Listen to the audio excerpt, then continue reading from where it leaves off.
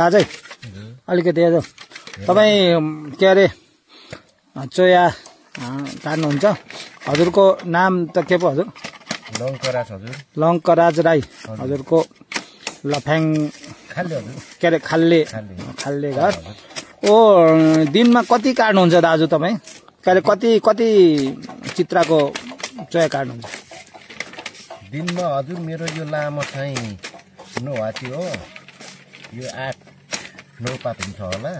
हजुर अर्को के अरे 7 हाती चाहिँ 10-12 पात हुन्छ हजुर 12 पातसम्म काट्नुहुन्छ है धेरै छ अनि एक दिन जति चोया काट्नुहुन्छ त्यति नै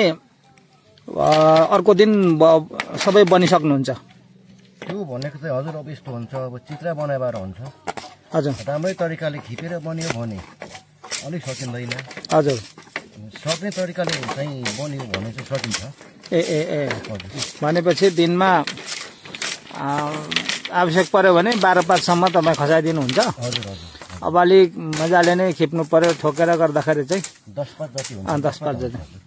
मजाले भन्दा हजुर हजुर अहिले चाहिँ हजुर यहाँ शिवमको सल्ले फार्मको लागि